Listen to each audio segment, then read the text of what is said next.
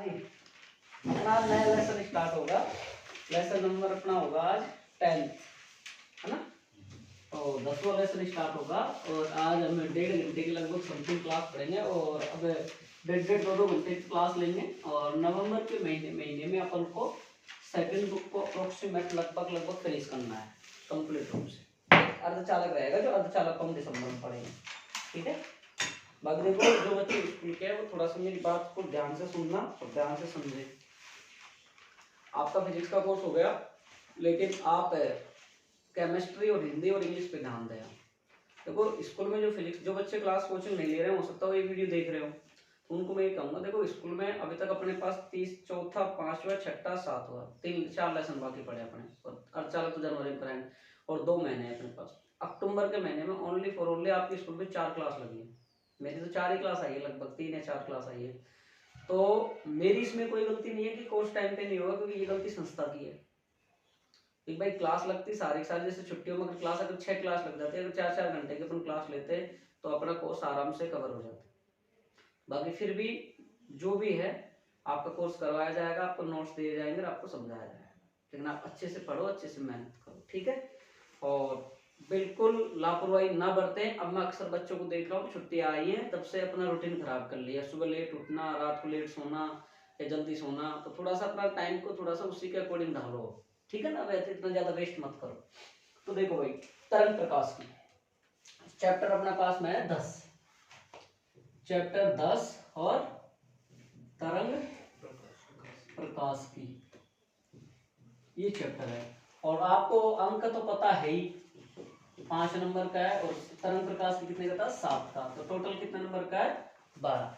अब आप देख लो 12 नंबर के दोनों पार्ट है और 12 नंबर के दोनों पार्टों से अगर आप दोनों पार्टों को अच्छे से कर लोगे तो पास तो आप इसमें ही हो रहे हो। नहीं हो रहे क्या पास भाई पास तो आप इसमें ही हो रहे हो। अगर 7 नंबर का तो अपना अर्धगो वाला है और 5 नंबर का आपका ये लेसन है, तो आप पास इनमें आराम से हो जाओगे। लेकिन देखो केमिस्ट्री इनको सबको साथ साथ लेके चलो। और वैसे में केमिस्ट्री के भी पेपर हमने रेडी करवा दिए, तो केमिस्ट्री के पहले लेसन का रेडी हो गया और 10वें लेसन का रेडी हो गया। तो जो भी स्टूडेंट पेपर देना चाहता है वो स्टूडेंट आराम से पेपर दे और खूब अच्छे से अपना कॉपी, देखो मैंने आकलन करवा ली, एक दूसरे से कॉपी चेक करवा रहा हूँ मैं। जैसे कल 2 बच्चों ने दिया था रीचा ने नम्रता ने, तो रीचा की मैंने नम्रता को दे दी, नम्रता की मैंने रीचा को दे दी। तो आप सब उन कॉपियों को अच्छे से एक बार चेक करें और देखें। और ऑनलाइन स्टूडेंट वाले सोच रहे हैं स्कूल में तो हमारा कोर्स हो गया, हमको क्या मतलब है क्लास लेने। देखो भाई क्लास ले लो, नोट्स बनाओ अच्छे से और आपका रिवीजन हो रहा है। और अगर जब तक नोट्स नहीं बनाओगे जब तक आनंद नहीं आएगा पढ़ने में। तो इसलिए आप जो बच्चे क्लास में ले रहे हैं, जो उनकी क्लास से पेंडिंग पड़ी है, वो सारे के सारे बेवकूफ है। और क्लास जरूर लें, और नहीं लेंगे तो आपको देखो बाद में भुगतना पड़ेगा। तो अब टाइम नहीं है। और कल मैंने बता दिया था, मैंने ग्रुप पे शेयर कर दिया था, ब्लूप्रिंट तैयार होने वाला है बोर्ड एग्जाम का। और कोई अफवाहों पे ध्यान नहीं दे कि आधा कोर्स आएगा, पूरा कोर्स आएगा, ठीक है। पहले वो कटिंग चल रही थी, वो मेरे को भी 1-2 बच्चों ने भेजा था। मैंने कहा था मैंने जब तक बोर्ड अगर गाइडलाइन जारी नहीं करेगा जब तक अपन उसमें कुछ नहीं कह सकते। तो इसी पर खोलना, शायद श्याम आया रहा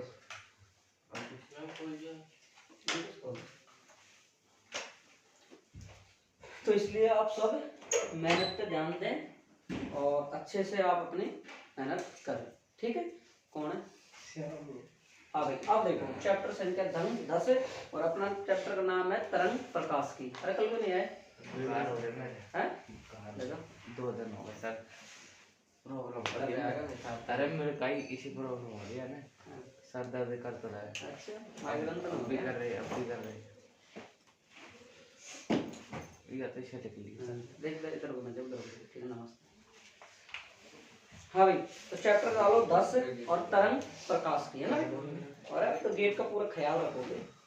तरंग प्रकाश की है ना, तो तरंग प्रकाश की क्या होता है भाई, समझो भाई अच्छे से। देखो भाई कि हमने 90 पार्ट में प्रकाश के बारे में पढ़ लिया। प्रकाश क्या था, कैसे संरेखा में गति करता था, कैसे छोटे छोटे कणों के रूप में जो धूल मिट्टी के कण थे हमने प्रकाश को सब कुछ डिटेल से हमने देख लिया। फिर आगे आगे जैसे जैसे साइंटिस्टों ने प्रकाश के बारे में अपना अपना मत देना चालू करा, कि उन्होंने बताया कि प्रकाश कण के रूप में होता है, प्रकाश तरंग के रूप में होता है, प्रकाश विद्युत चुम्बकीय के रूप में होता है, प्रकाश एक फोटोन बंडल के रूप में होता है। तो अलग अलग साइंटिस्टों ने अलग अलग मत दे दिया। फिर जैसे जैसे एक्सपेरिमेंट करते गए हो वैसे वैसे आगे चीजें निकलती गई। जैसे दकार्ते नामक साइंटिस्ट आया था सबसे पहले तो दकार्ते ने क्या बताया, दकार्ते ने साहब क्या बताया कि जो कण प्रकाश था, जो लाइट आपके पास में थी, इस लाइट को कैसे माना, कण के रूप में। सबसे पहले प्रकाश को कण के रूप में किसने माना, दकार्ते। जो आज क्लास चलेगी इससे शॉर्ट क्वेश्चन, जो पहला का जो टॉपिक आएगा, सबसे फर्स्ट टॉपिक आएगा, जो 2-3 टॉपिक चलेंगे अभी, इनसे 1 नंबर 2 नंबर का क्वेश्चन आराम से पूछा जा सकता है आज की क्लास से, ध्यान रखना है ना। तो प्रकाश को कण के रूप में सबसे पहले माना था दकार्ते साहब ने माना था, ठीक है। फिर आ गया था सर न्यूटन, नंबर आ गए थे, और सर न्यूटन ने बताया कि भाई प्रकाश है जो वो कणिका के रूप में, कण के रूप में आगे चलता है। इसके मॉडल को ही संशोधित करके आगे इसके बारे में उसने डिटेल से चर्चा की कि प्रकाश कण के रूप में चलता है, और ये जो कण के रूप में चलता है इसको हम कहते हैं कणिकाएं। और वो कणिकाएं जो हमारे रेटिना, आंख की रेटिना से टकराती है तो हमें वस्तु क्या होती है, स्पष्ट दिखाई देती है। तो ये न्यूटन ने किसका दिया, कणिका का सिद्धांत दिया। तो न्यूटन ने हमें को कणिका का सिद्धांत दे दिया। फिर उन्होंने एक बात गलत बता दी। क्या गलत बताई, कि सघन माध्यम में तो प्रकाश का वेग अधिक होता है और विरल माध्यम में प्रकाश का वेग कम होता है। फिर उन्होंने एक बात और बताई, सर आइजैक न्यूटन ने जो बात बताई वो बात पे देखो क्या था कि इसने अपवर्तन, परावर्तन, इनकी व्याख्या कर दी सफलतापूर्वक। लेकिन फिर इन्होंने ध्रुवण की व्याख्या नहीं कर पाए, विवर्तन की व्याख्या नहीं कर पाए, प्रकाश विद्युत प्रवाह की व्याख्या नहीं कर पाए, तो ये असफल हो गया यहाँ, ठीक है। क्वेश्चन ऐसे ही पूछेगा, अपवर्तन की व्याख्या किसने की, किसके द्वारा की गई, किसके द्वारा असफल हो गया। छोटा क्वेश्चन 1 नंबर का पूछ सकता है ऐसे। फिर अब दूसरी तीसरी चीज पे आती है हमारे पास, सर हाइगेन्स आते हैं। तो हाइगेन्स नामक जो साइंटिस्ट थे आपके पास में, ये आए और इन्होंने अलग ही बता दिया कि ये तो जो रामायण थी वो तो कण के रूप में चल रही थी। इन्होंने बताया भाई तुम सब बोल रहे हो वो एक तुम्हारी अलग बात है, लेकिन मैं बता रहा हूँ प्रकाश तो तरंग के रूप में चलता है, और प्रकाश तरंग के रूप में चलता है। तरंग के रूप में 2 तरीके से चलता है भाई। उन्होंने बताया, न्यूटन ने पूछा भाई अनुप्रस्थ भी हो सकता है, अनुदैर्ध्य, तो तुम क्या बता रहे हो। तो हाइगेन्स ने बताया कि प्रकाश तरंग के रूप में अनुदैर्ध्य तरंगों के रूप में चलता है, और अनुदैर्ध्य तरंगों के रूप में चलता है। तो उन्होंने बोला कि भाई माध्यम की आवश्यकता होनी चाहिए। तो फिर हाइगेन्स नामक वैज्ञानिक ने ईथर को माध्यम माना। अब ईथर वो नहीं है जो केमिस्ट्री वाला है, जो नेल पेंट में आता है, स्प्रे में आता है, वो ईथर नहीं है यहाँ पे। ईथर यहाँ अलग माध्यम माना गया, जिसका नगण्य घनत्व वाला माना गया है, ठीक। बाकी बीएससी में पढ़ोगे तो ईथर का थोड़ा सा डिटेल से आ जाएगा फर्स्ट ईयर में। तो इसने हाइगेन्स को तरंग प्रकाश को कैसे मान लिया भाई साहब, तरंग के रूप में। फिर इसने किसका व्याख्या कर दी, ध्रुवण की व्याख्या कर दी, व्यतिकरण की व्याख्या कर दी है, और इसने ध्रुवण कर दी, व्यतिकरण कर दी, और आदि कई चीजों कर दी। और फिर इसके बाद में इसने प्रकाश विद्युत प्रभाव, कॉम्पटन प्रभाव, जीवान प्रभाव को नहीं समझाया इसने, फिर ये फेल हो गया आगे जाके। फिर आगे जाके एक साइंटिस्ट आता है, कौन सा, मैक्सवेल। मैक्सवेल नामक साइंटिस्ट आता है। तो मैक्सवेल साहब क्या कहते हैं, मैक्सवेल बोलते हैं कि भाई तुम सही बोल रहे हो, प्रकाश को तरंग के रूप में, कोई बोल रहा है कण के रूप में, मैं तो ये मानता हूँ प्रकाश है वो विद्युत चुंबकीय तरंगों के रूप में गति करता है। प्रकाश है वो विद्युत चुंबकीय तरंग के रूप में गति करता है, इलेक्ट्रोमैग्नेटिक वेव के रूप में मोशन करता है प्रकाश आपका, और ये करता है अनुप्रस्थ तरंगों के रूप में। तो प्रकाश कैसे गति करता है भाई, अनुप्रस्थ तरंगों के रूप में गति करता है, इसने ये बता दिया। फिर आगे एक साइंटिस्ट और आ गया साहब, प्लांक। प्लांक ने क्या बोला कि तुम सबकी बात बिल्कुल अलग है और मेरी बात बिल्कुल अलग है। क्यों, क्योंकि इन्होंने प्रकाश को क्या माना, फोटोन के रूप में माना, छोटे छोटे टुकड़ों के रूप में माना, बंडल्स के रूप में माना, और उसको ही हम क्या कहते हैं, क्वांटा कहते हैं। और इसने बताया कि जो प्रकाश की जो आवृत्ति है, ऊर्जा है, वो आवृत्ति के समानुपाती होती है। तो E बराबर क्या होता है, h न्यू। बात आ गई समझ में भाई। प्लांक ने आके क्या बताया, अलग ही मामला दे दिया प्लांक ने। तो प्लांक ने बोला कि प्रकाश और छोटे छोटे टुकड़े बंडल्स के रूप में होता है, उसको हमने क्वांटा कहा, फोटोन का। फिर इसने आके प्रकाश विद्युत प्रभाव, जीवान प्रभाव, कॉम्पटन प्रभाव, इन सबको समझा दिया। ये सारे आपके टॉपिक आपके सिलेबस में नहीं है, ये बीएससी के अंदर है, और बीएससी में फर्स्ट ईयर सेकंड ईयर नहीं है, थर्ड ईयर में है। सेकंड ईयर में भी आ जाता है कॉम्पटन प्रभाव, मैथमेटिकल फिजिक्स में। सेकंड ईयर में मैथमेटिकल फिजिक्स का एक पेपर चलता है, उसके अंदर पहली यूनिट में आ जाता है। तो उन्होंने फिर इसको समझाया, लेकिन कुल मिला के बाद जब अंत में एक निष्कर्ष निकला, तो उन्होंने कहा कि कोई भी एक ऐसा मॉडल नहीं था जिसको प्रकाश को सफलतापूर्वक समझाया जा सकता। लास्ट में वैज्ञानिकों ने एक ही बात कही कि प्रकाश कण के रूप में भी होता है और प्रकाश तरंग के रूप में भी होता है, इसलिए प्रकाश की द्वैत प्रकृति होती है, इसलिए प्रकाश की द्वैत। ये क्वेश्चन जाने कितनी बार आता है बोर्ड एग्जाम, एंट्रेंस टेस्ट, किसी में भी, प्रकाश की कैसी प्रकृति होती है, प्रकाश की द्वैत प्रकृति, कण और तरंग। कोई दिक्कत समझ में आ गई बात, दिखा दूं, कोई दिक्कत थोड़ी है इसमें, चलिए। हेडिंग दो, प्रकाश की प्रकृति को बताने वाले, प्रकाश की प्रकृति को बताने वाले मॉडल या सिद्धांत, प्रकाश की प्रकृति को बताने वाले मॉडल या सिद्धांत।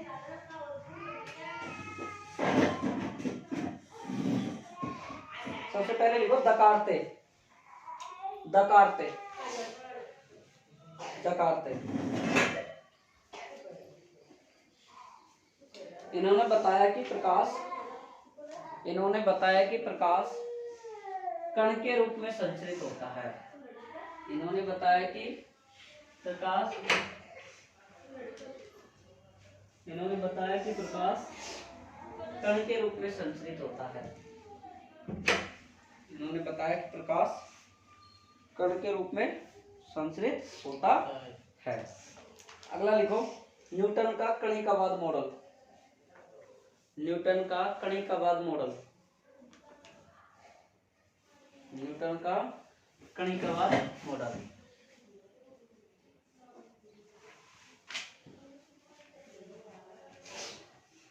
प्रकाश कण की, इन्होंने बताया कि प्रकाश, इन्होंने बताया कि प्रकाश कण के रूप में चलता है, जिसे कणिकाएं कहते हैं। थोड़ा स्पीड से लिखो, जिसे कणिकाएं कहते हैं।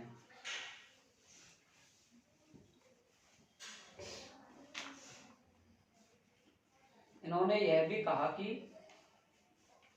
इन्होंने यह भी कहा कि जब कणिकाएं आंख की रेटिना से टकराती है, जब कणिकाएं आंख की रेटिना से जाकर टकराती है, रेटिना से जाकर टकराती है, तो हमें वस्तुएं दिखाई देती है।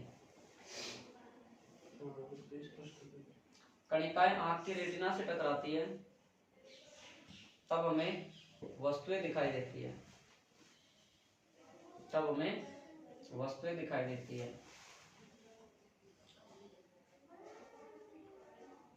लोकेश तेरे कॉपी कहाँ है? कणिकाएं सभी दिशाओं में संचरित होती है। कॉपी कहाँ है तेरी? कणिकाएं सभी दिशाओं में संचरित होती है। इस मॉडल के द्वारा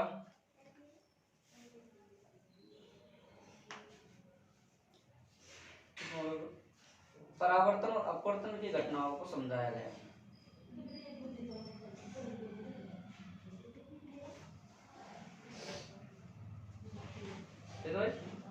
और बस ये बात तो ध्यान रख लेना, नॉर्मल इन्होंने गलत बात क्या बताई थी, सघन माध्यम में प्रकाश का वेग ज्यादा और विरल माध्यम में प्रकाश का वेग कम होता है। ठीक है, लिख लेना चाहे आप चाहो। तीसरा लिखो, तीसरा आइगेंस का तरंग सिद्धांत, आइगेंस का तरंग सिद्धांत।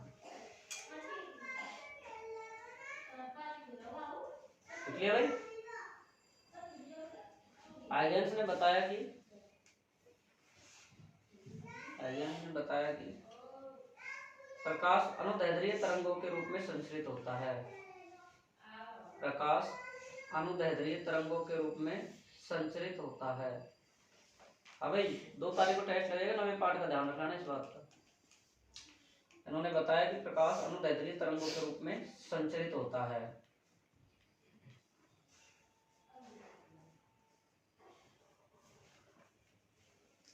और अनुदैर्ध्य तरंगों के लिए, और अनुदैर्ध्य तरंगों के लिए माध्यम ईथर माना, और अनुदैर्ध्य तरंगों के लिए माध्यम ईथर माना।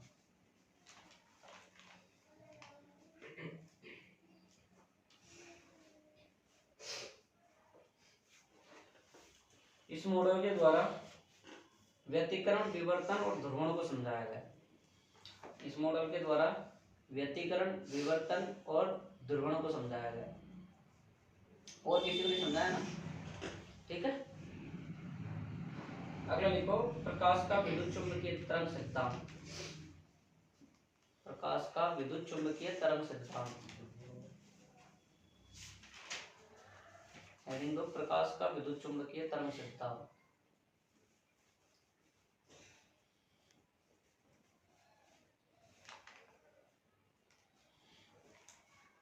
प्रकाश क्लास याद आई को नहीं? छुट्टी में को नहीं?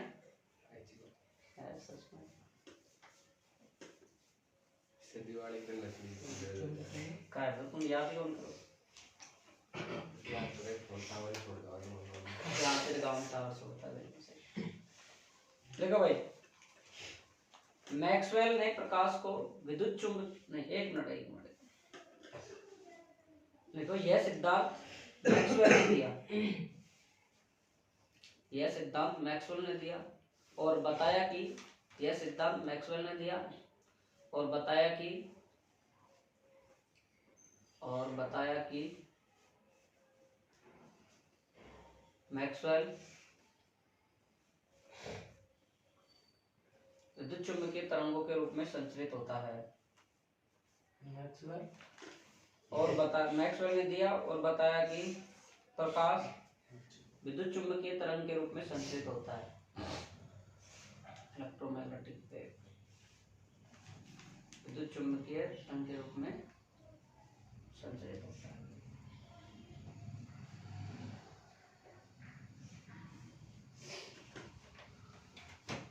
प्रकाश इसमें लिखो प्रकाश अनुप्रस्थ तरंग के रूप में संचरित होता है, अनुप्रस्थ तरंग के रूप में संचरित होता है। आगे लिखो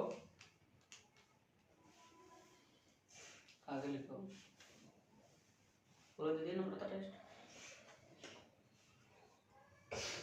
प्लांक का क्वांटम मॉडल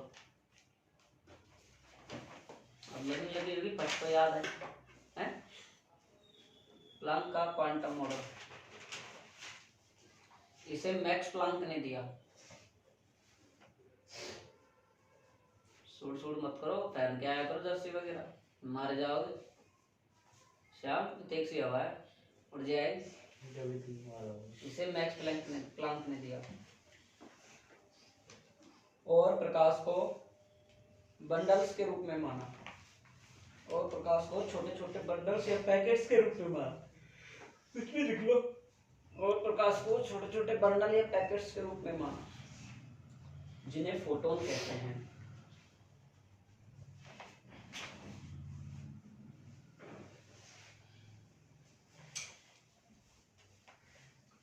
लिख लिया है?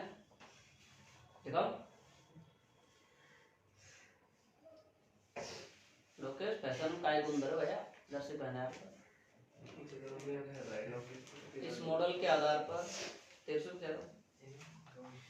बीमार हो रहा है लेकिन नहीं। इस मॉडल के आधार पर जीमान प्रभाव, कॉम्पटन प्रभाव, प्रकाश विद्युत प्रभाव को समझाया गया। जो के नाम लिखा रहा हूं ना केवल उन्हीं को समझाया गया, प्रकाश विद्युत प्रभाव, जीमान प्रभाव, कॉम्पटन प्रभाव। अब जैसे मैं पूछ ले प्लांक के द्वारा क्या व्यतिकरण को समझाया गया? नहीं समझाया गया। विवर्तन समझाया गया? नहीं समझाया गया। चल लिख लेना है व्यतिकरण विवर्तन ध्रुवों को समझाया गया, प्रकाश विद्युत प्रभाव समझाया गया और जीमान प्रभाव और कॉम्पटन प्रभाव।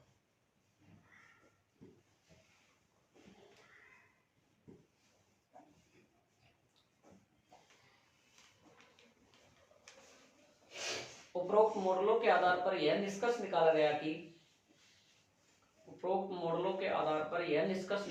कि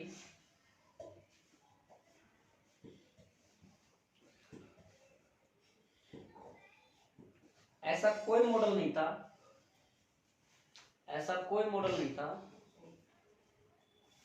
अब मैंने बना के लिखवाया है, तुम लिख लो। ऐसा कोई मॉडल नहीं था जो सभी घटनाओं की व्याख्या कर सके।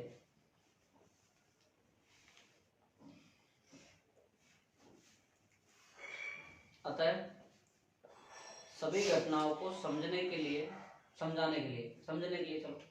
सभी घटनाओं को समझने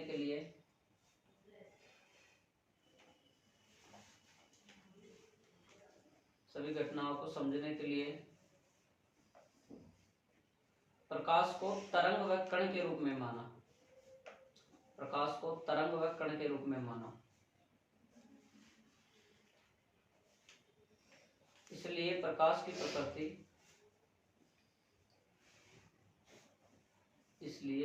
की प्रकृति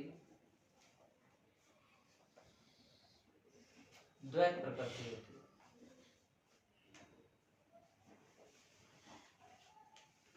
ये हो गया। कोई छोटा क्वेश्चन पूछेगा भाई 1 नंबर का यहाँ से, है ना। अच्छे से ध्यान रखना इसको और अच्छे से समझ के याद रखना, ठीक है। अब अगला हेडिंग दो, हाइगेंस का तरंग सिद्धांत। देखो थ्योरेटिकल चैप्टर है पूरा, इसमें 2 ही डेरिवेशन आएंगे मात्र, बस और कोई डेरिवेशन नहीं है इसमें। एक तो व्यतिकरण और एक कैलकुलेट वाला, बस और कोई डेरिवेशन नहीं आया इसमें। तो हाइगेंस का तरंग सिद्धांत, तो इसको आपने समझ लिया ही। हाइगेंस ने क्या बताया साहब तरंग सिद्धांत में, कि हाइगेंस ने ये बताया था कि जो प्रकाश था उसको किसके रूप में माना, तरंग के रूप में माना, और अनुदैर्ध्य तरंगों के रूप में चला। अतः हाइगेंस ने बताया कि प्रकाश है वो तरंगाग्र के रूप में ही संचरित होता है। हाइगेंस ने कुल मिला के बात लास्ट में ये कह दी कि जो प्रकाश है आपका वो ओनली फॉर ओनली तरंगाग्र के रूप में ही संचरित होता है। ठीक, कोई दिक्कत? देखो इस सिद्धांत के अनुसार प्रकाश अनुदैर्ध्य तरंगों के रूप में संचरित होता है। इस सिद्धांत के अनुसार प्रकाश अनुदैर्ध्य तरंगों के रूप में संचरित होता है।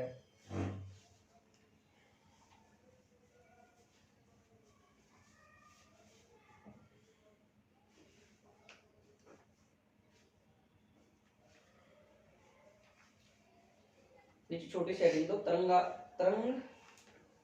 तरंगाग्र तरंग सिद्धांत के भाग, तरंग सिद्धांत के भाग।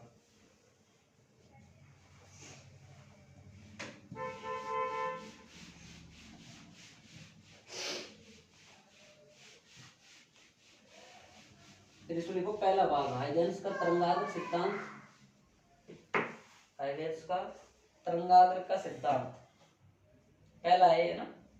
दूसरा आगे लिखाऊंगा हाइगेंस का द्वितीय तरंगिकाओं का सिद्धांत। पहला लिख लेते हैं, पहला ही पढ़ लेते हैं, ठीक है। एक एक लिख के एक एक पढ़ ले, कोई दिक्कत? हाइगेंस का तरंगाग्र का सिद्धांत, और ये जो टॉपिक चल रहा है दोनों पॉइंट ये बोर्ड एग्जाम में कई बार पूछे गए हैं ना। तो जो एक डेफिनेशन है ना, ये 1 नंबर में क्वेश्चन में बहुत बार पूछे गए हैं। तो देखो भाई हाइगेंस के तरंगाग्र सिद्धांत में देखो भाई, सबसे पहले हेडिंग आती है तरंगाग्र, और ये डेफिनेशन बहुत मोस्ट है, ये बहुत बार पूछी गई है बोर्ड एग्जाम के अंदर। 1 नंबर तरंगाग्र किसे कहते हैं भाई, ध्यान से पढ़ना। कि ऐसा पृष्ठ जिसके ऊपर सभी तरंगे, एक ऐसा सरफेस जिसके ऊपर सभी वेव्स होती है, वो आपके पास में एक समान कला के रूप में कंपन करती है, वो आपकी क्या कहलाएगी, तरंगाग्र। ये दोनों टॉपिकों को अच्छे समझना, आगे जो जो टॉपिक आएंगे उनमें समझ बनेगी इनसे ही। कि एक ऐसी तरंगाग्र क्या होती है भाई, कि जिस पृष्ठ पर हमें जो तरंगे होती है वो समान कला में कंपन करती हुई मिलती है, वो हमारे पास क्या कहलाती है, तरंगाग्र। अब ये 3 प्रकार का होता है तरंगाग्र।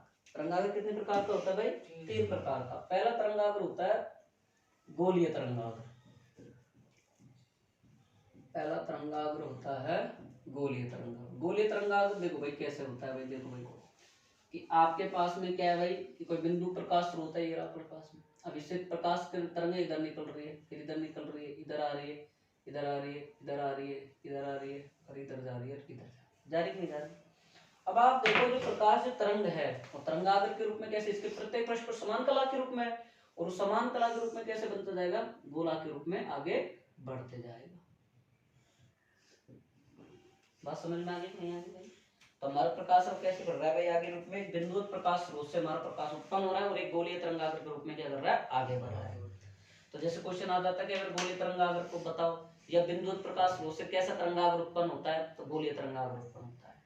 बिंदुवत प्रकाश स्रोत से कैसा तरंगाग्र उत्पन्न होता है भाई, गोलीय तरंगाग्र। तो छोटे क्वेश्चन बनेंगे ऐसे। तो इसमें एक बात हो रहा है, प्रकाश किरण, ये देखो ये वाली ये तरंगे, ये किरण है, और ये तरंगाग्र का ये पृष्ठ बोल दो, तरंगाग्र बोल दो, इनके ये एक दूसरे क्या होते हैं, लंबवत होते हैं। क्या होते हैं, ये बातें आपको छोटी लग रही है लेकिन बहुत महत्वपूर्ण बातें हैं, कि आपका प्रकाश का जो तरंगाग्र है वो और आपकी जो किरणें हैं वो आपस में क्या होती है, लंबवत होती है एक दूसरे। आई बात समझ में मेरी? चाहे आप वीडियो को रोक के, चाहे आप घर जाके कैसे करिए, छोटी छोटी बातों को लिख लेना।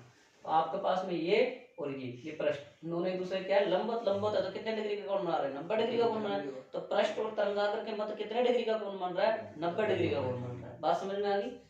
और अब आता है दूसरा पॉइंट, कि बेलनाकार तरंगाग्र।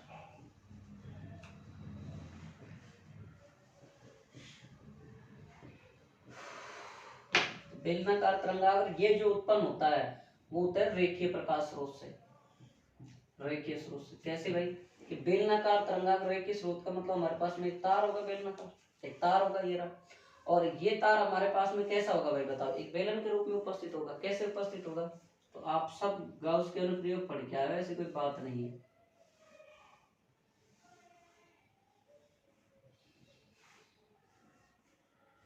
ऐसे ही आता है ना भाई, अरे आता है नहीं आता है, इसको आप इधर लिख सकते हो, इसको आप ये मान सकते हो, इसको आप ये मान सकते हो, आप ये इसको आप यहाँ से ये मान सकते हो। भाई तुम सोचो गोल माई आ गई, यहाँ गोल माई नहीं है, गोल दूसरा नाम है, लड़की का नाम है।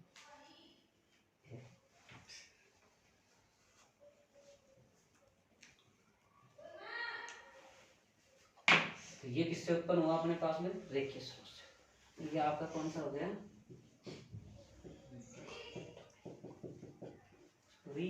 ये तगड़ा भाषा का शब्द है, बहुत की आदत होती है, रोजाना पड़े होते हैं ना, तो कितनी आवाज देते हैं यार, हाँ सोते रहे आराम से, होता है नहीं। तो ये बात है साहब है। अब तीसरा पढ़ेंगे समतल तरंगाग्र। तो समतल तरंगाग्र में क्या होगा साहब,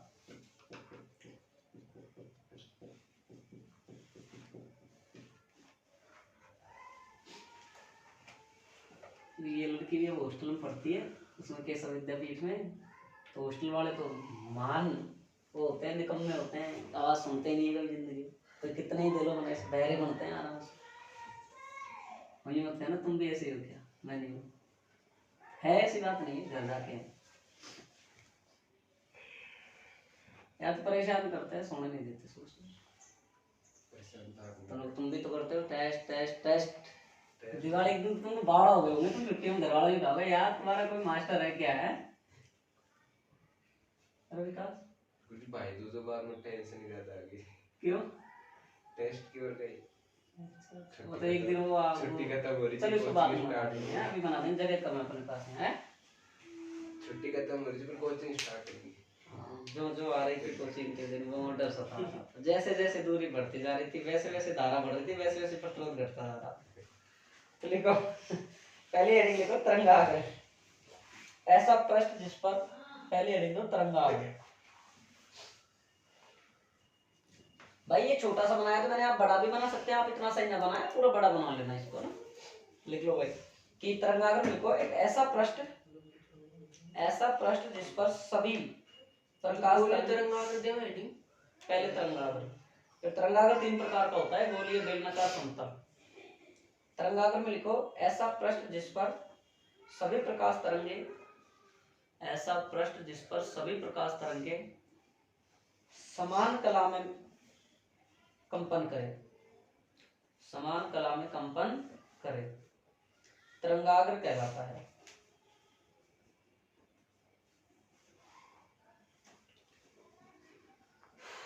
पहला लिखो गोलीय तरंगाग्र, गोलीय तरंगाग्र, इसमें लिखो यह बिंदुवत प्रकाश स्रोत से उत्पन्न होता है, बिंदुवत प्रकाश स्रोत से उत्पन्न होता है।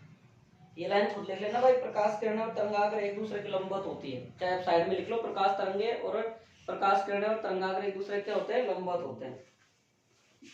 प्रकाश किरणें और तरंगाग्र एक दूसरे के लंबवत होते हैं, साइड में लिख लो कहीं भी।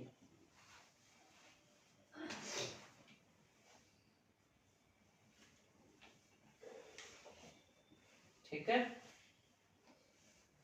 अब लिखो अगली हेडिंग कौन सी, बेलनाकार तरंगाग्र। लिखो रेखीय प्रकाश स्रोत, लिखो यह है वो तो गया, चित्र बना लो बस, इतना ही तो है बस, बिंदुवत प्रकाश स्रोत से उत्पन्न होता है। ये चित्र बना लो, छोटा बनाया मैं, बड़ा बना दोगे क्या तुम, बनाओ, अरे तुम बना लोगे, मैं बनाऊं, बना लोगे ना, बना लो, बड़ा बना लो ना इसको, थोड़ा मैंने छोटा बना दिया।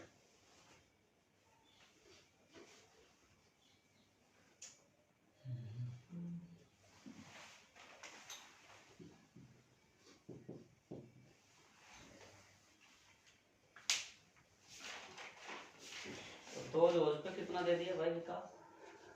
लुट गया? 2 सेकंड बंद हो गया। बच गए? गर्दन में छाप दी। क्यों? पापा टूटी दांत नहीं थी मैं रोने में आवाज पापा मैं मम्मी। बना लिया चित्र? बड़ा बनाना थोड़ा सा ना। तूने छोटा बनाया विकास, मेरे को दिख रहा है यहाँ से। फिर कभी मैडम बताएं। आगे लिखो, बेलनाकार तरंगाग्र।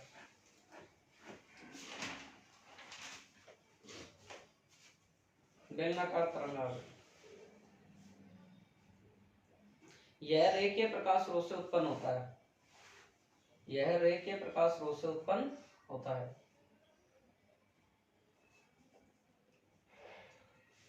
चित्र बनाओ और देख लो, ये तरंग जारी और ये पृष्ठ जा रहा, दोनों के बीच में कितना डिग्री कोण बनेगा? 90 का लंबवत।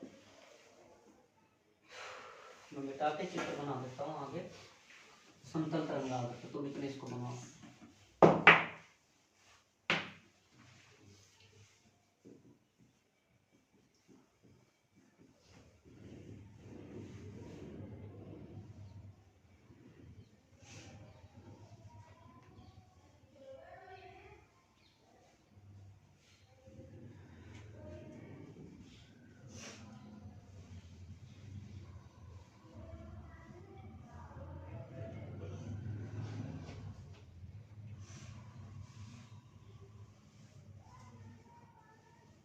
बना लिया?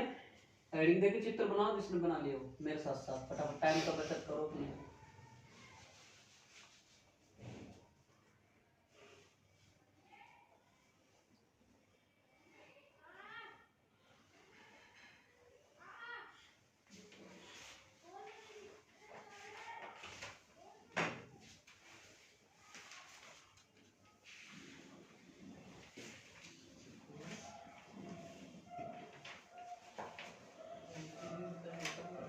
रामपेश के डायलॉग दे रहा है। सब हम के बोले बोले कौन बोल रहे हो क्या आज? क्यों? थोड़े बराबर बना लेते हैं, ऐसे बना लेते। तुम बोला कर यार। ठीक है दादा। तुमने हमारे अरमान फीके कर दिया। हम आते 1 तारीख को बस में स्कूल के साथ। अरे वो देख के बोले वो बाबा को एक बात। तबीयत खराब हो गई जो सर? गांव की वो गलियां वो चौबारे में डोला है तो तबीयत तो खराब होगी ही होगी। मुझे आपका बाय से कौन सा 30 जाने 31 30 29 30 को यार एक दिन पास होगा कर पे मैंने नहीं लगा यार मेरा तो।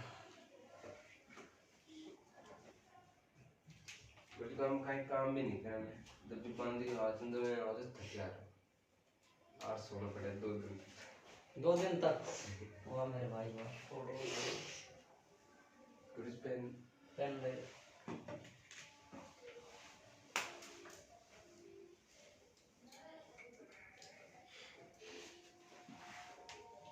ये जब बिंदुवत प्रकाश स्रोत या रेखीय स्रोत दूर होते हैं ना तब उत्पन्न होता है समतल तरंगाग्र, क्योंकि उनका आकार बहुत बड़ा हो जाता है इस वजह से, है ना।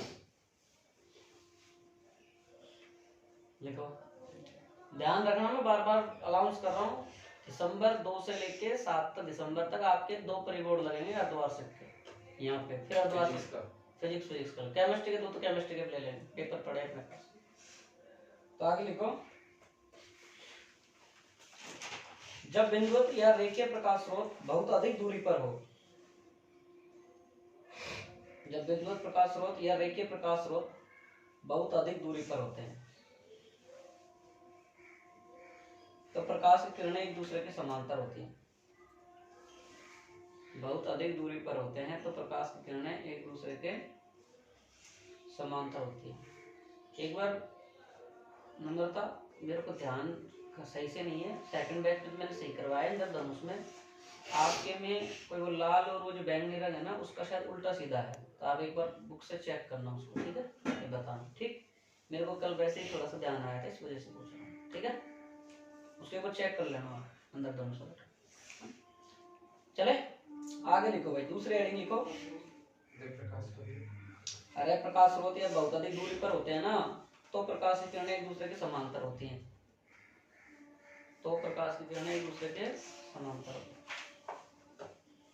अब लिखो दूसरा नंबर का, पहला तो अपन ने तरंगाग्र का लिख लिया, दूसरा लिखो हाइगेंस का द्वितीय तरंगिकाओं का सिद्धांत। ये आ जाता है कई बार, हाइगेंस का द्वितीय तरंगिकाओं का सिद्धांत।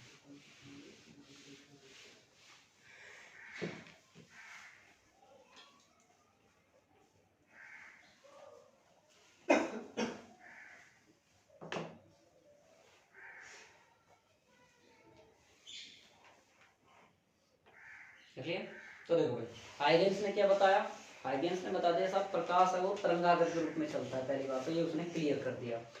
अब जब हाइगेंस ने बात बताते कि तरंगाग्र के रूप में वो चल रहा है, तो प्रत्येक जो तरंगाग्र है उससे एक नए प्रकाश स्रोत का उत्पन्न होगा, और वो नए जो प्रकाश स्रोत की तरह कार्य करेगा या उत्पन्न होगा, वही हमारे क्या, उससे जो तरंगाग्र उत्पन्न होंगी, भाई नया बिंदु उत्पन्न होगा तो नया तरंगाग्र उत्पन्न होगा, तो उससे जो तरंगाग्र उत्पन्न होंगी वही हमारे क्या कहलाएगी, द्वितीय तरंगिकाओं का सिद्धांत होता है। तो मेरी बात वापिस से सुन लो कि सिद्धांत के अनुसार तरंगाग्र का जो प्रत्येक बिंदु एक नए प्रकाश स्रोत की भांति कार्य करता है, नए प्रकाश स्रोत की भांति, और उस जो नए जो प्रकाश स्रोत है उससे जो तरंगिकाएं तरंगाग्र जो उत्पन्न होता है वही हमारे पास क्या कहलाएगी, हाइगेंस की द्वितीय तरंगिकाओं का सिद्धांत। तो ऐसे देख रहा है मोबाइल में जैसे स्क्रीन चल रही है, कभी वक्त भी आएगा जब स्क्रीन चलेंगे यार, ठीक है, कभी कभी बात छोटी होती है बहुत बड़ी है। तो देखो ध्यान से समझना, बहुत अच्छे से समझना।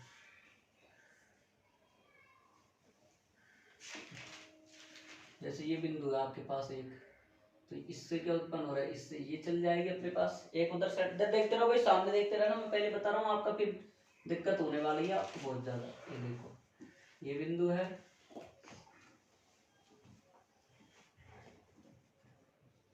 भाई तरंगाग्र ऐसे तो चल रहा है, प्रत्येक बिंदु क्या कर रहा है, नए स्रोत के रूप में कार्य कर रहा है, और नए स्रोत के रूप में कार्य करेगा तो क्या उत्पन्न होगी, तरंगाग्र उत्पन्न होंगी, और वो जो तरंगिका उत्पन्न होंगी वो कौन सी कहलाएंगे हमारे पास, द्वितीय तरंगिकाएं कहलाएंगे हमारे पास में। अरे कुछ समझ में आ रहा है कि नहीं आ रहा भाई? नए ऑनलाइन वाले बच्चे हमारी वीडियो को लाइक कमेंट करते रहा करो, आपके लिए सुविधाएं दे रखी है, तो थोड़ा सा हमारा भी ध्यान रख लिया करो यार। में 2 3 4 तो एक ऐसे महारथी हैं, बिल्कुल नहीं करते। ये जरूर है विकास तो प्रत्येक क्लास लेता जब करता जरूर एक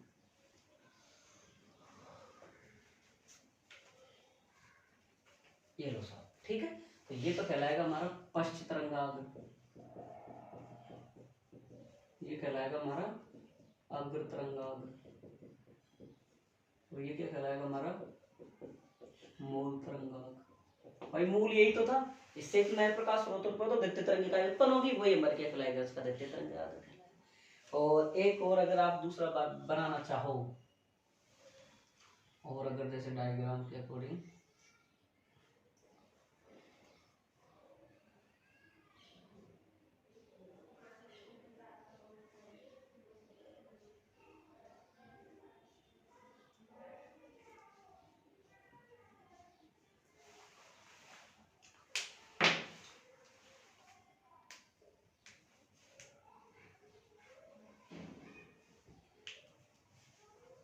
अब शादियों का माहौल शुरू होने लग गया भैया, जाना नहीं है ना आप तो गए, मेरी मजबूरी थी इसलिए गया था, जो भी मैं तो अर्जेंट तुरंत ही आ गया, देख ले खा जाएगा यहाँ पर देखो कहाँ हो गया टॉम हो गया तो मुंह को तो जरूर दिन कर शादी में पर गुरुदेव भी देव उठा पाते हैं। अरे देव उठे कच्ची ना कर, तेरे शादी रुपए तो अगर जल्दी होना करवा, पंडित को 500 रुपये दिया, तुरंत देव उठ जाएंगे, लगन हो गया, लगन ठीक चालू हो जाते हैं यार, काम उसमें रह रहा है तू।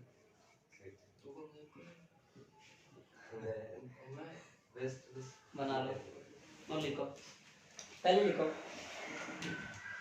कि लिखो इस सिद्धांत के अनुसार तरंगाग्र का प्रत्येक बिंदु, इस सिद्धांत के अनुसार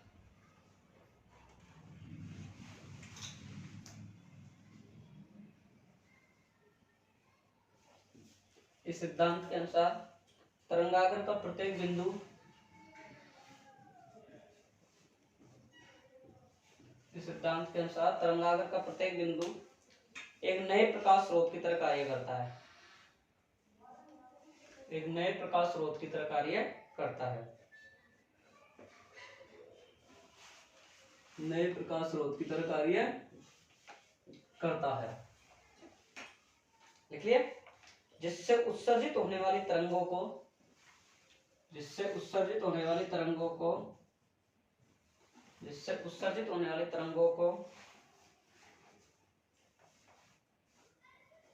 द्वितीय तरंग इकाई कहा कहते हैं। जिससे उत्सर्जित होने वाली तरंगों को द्वितीय तरंग इकाई कहते हैं।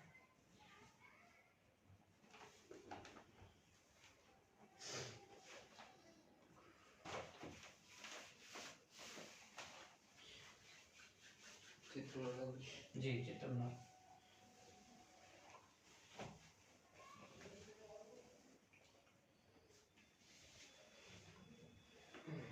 देखो आदमी होता है हुलिये से कोई पता नहीं होता। जैसे वो मेरे अगर तुमने फोटो देखी हो तो उसमें एक लड़का देखा होगा जो मतलब ऐसा आतंकवादी से लग रहा है, बाल ऐसे बढ़ रहे हैं ना। वो लड़का का जब मैं रूम में गया तो उसके रूम में देखो चारों तरफ लिखा हुआ था गोल कस्टम ऑफिसर ऑडिटर 100 में से 100। सीजीएल में 2 बार रह गया छोटे छोटे नंबर से। अब की बार हो जाएगा,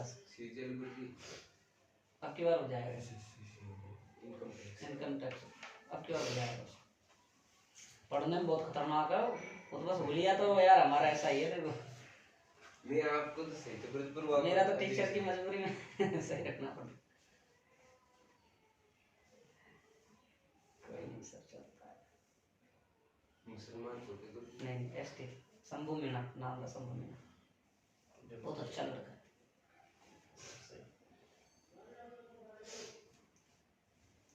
ये सब आईआईटी के हैं हमारे साथ ही। आईआईटी जबलपुर से है वो, भोपाल से।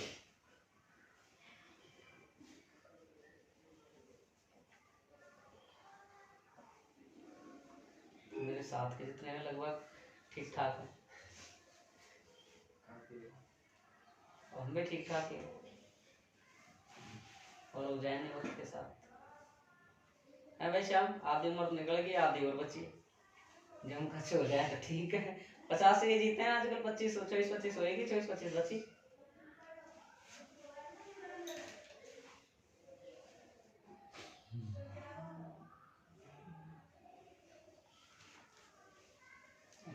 बेर से तो सोच रहे हो, बेर तभी चाबी को नहीं है ट्रेन से टेस्ट न दिए वो तक बनाऊं तो ट्रेन थे।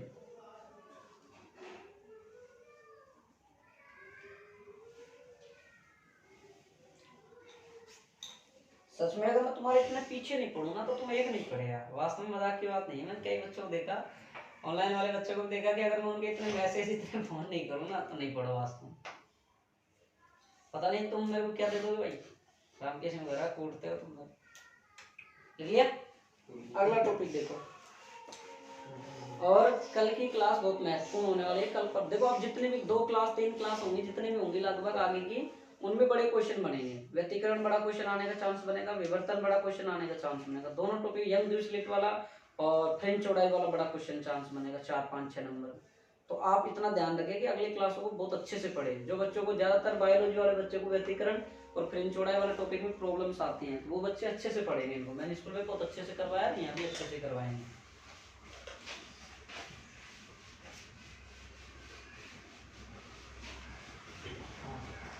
हेडिंग दो भाई, प्रकाश के तरंग सिद्धांत से परावर्तन की व्याख्या। ये 2 नंबर में आते हैं ज्यादातर क्वेश्चन, परावर्तन और अपवर्तन। दोनों क्वेश्चन बहुत इंपॉर्टेंट है, लगा लेना। प्रकाश के तरंग सिद्धांत से परावर्तन की व्याख्या। कोण आई बराबर कोण आर करते हैं ना, कैसे करते हैं प्रूफ करेंगे अब हम। अपवर्तन को प्रूफ करेंगे, दोनों प्रूफ करेंगे भाई। तो देखो भाई,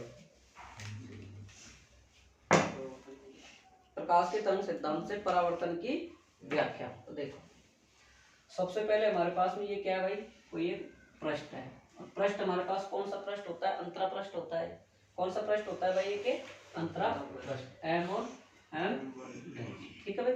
और परावर्तन को आपको पता है, जब कोई खुरदरा चिकना पृष्ठ होता है उसके ऊपर प्रकाश की किरण आपतित होती है, आपतित होने के बाद ये परावर्तित हो जाती है। इसके ऊपर यहाँ क्या आता है, अभिलंब। तो आपतित किरण और आपतन अभिलंब के बीच बना कौन, आपतन कोण, और परावर्तित किरण और अभिलंब के बीच बना कौन, परावर्तन कोण।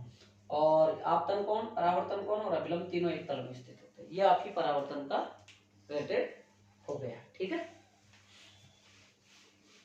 अब देखो आप, कि हमने क्या किया साहब, कि यहां से कोई प्रकाश की किरण आपतित कराए, ठीक है। और इसके बाद एक प्रकाश की किरण और आपतित करवा दी हमने, ठीक है साहब, आपतित करवा दी प्रकाश की किरण हमने आपतित। तो ये प्रकाश की किरण जब आपतित हो गई तो ऑब्वियसली सी बात है कि परावर्तित भी होगी, परावर्तित होंगी। तो हमारे पास ये प्रकाश की किरण कैसे परावर्तित हो गई, ये प्रकाश की किरण तो यूं परावर्तित हो गई, थोड़ी सी टेढ़ी होगी यूं, और ये प्रकाश की किरण कैसी होगी, यूं परावर्तित होगी, ठीक है ना, होगी। बात आगे समझ में नहीं आई। अब प्रकाश किरण आपतित हो, आपतित होने के बाद तुरंत परावर्तित हो गई। ध्यान से समझना, जिसके फिगर समझ में आ गया उसको डेफिनेट ये समझ में आएगा, जिसको फिगर समझ में नहीं आया उसको समझ में कुछ नहीं आएगा।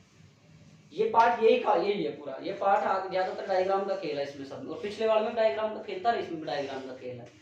तो आप देखो, तो आपका जो तरंगाग्र क्या हो रहा है, ये आपतित हो रहा है, तो तरंगाग्र कैसे चल रहा है, यूं ही तो चलेगा भाई। जब प्रकाश किरण आपतित होती है तो उसके ऊपर उसका जो तरंगाग्र है वो यूं ही तो चलता है।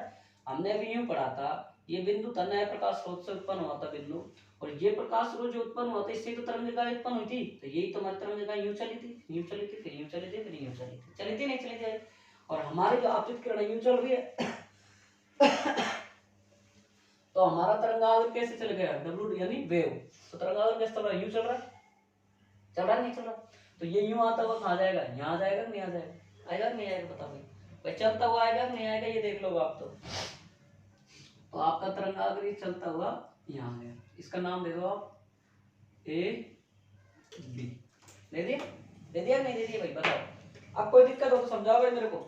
अरे भाई कोई दिक्कत, यहाँ से यहाँ क्या आ गया, अभिलंब एन और एन डैश, ये क्या हो गया आपके पास में अभिलंब, और ये क्या आ गया आपके पास में आपतित तरंगाग्र।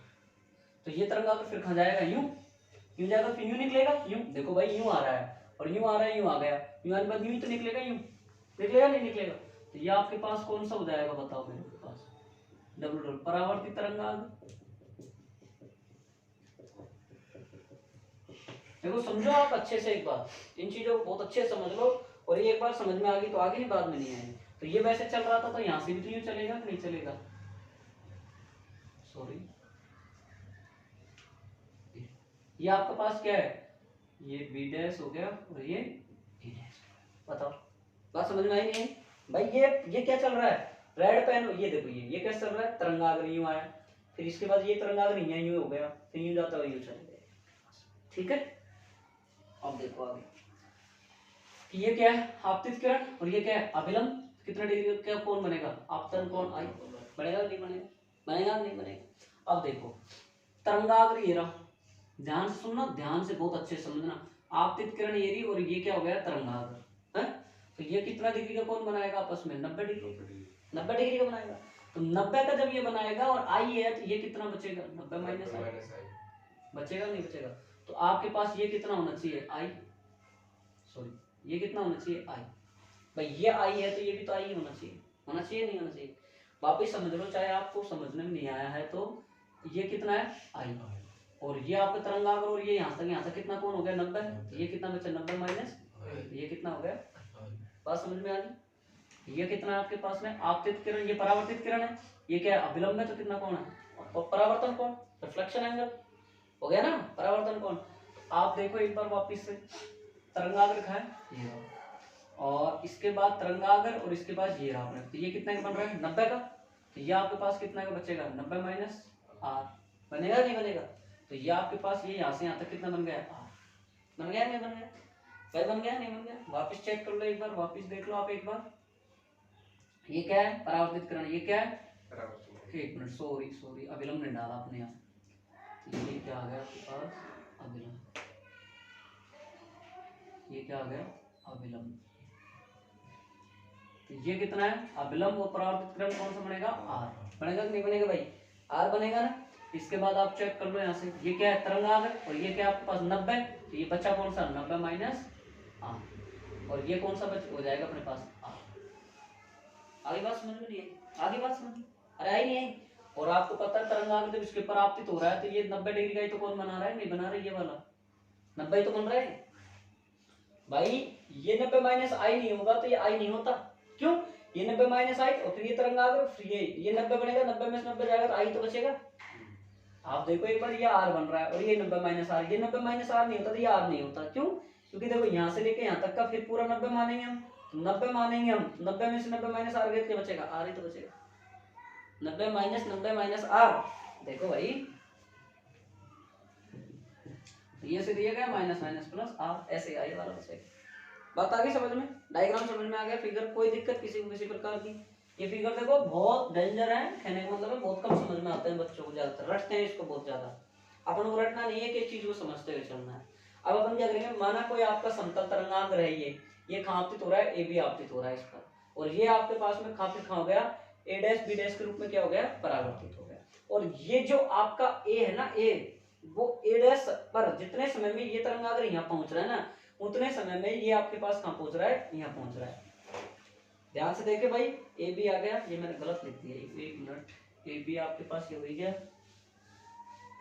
एक मिनट, ये आपके पास ए डैश आएगा, ये आपके पास बी डैश आएगा। देखो ये ए डैश पर जितने समय में पहुंच रहा है ना आपका तरंगाग्र ये वाला, वो बी डैश में भी जितने समय में पहुंचेगा, समान समय में पहुंचेगा, समान प्रकाश के चाल से चलेगा।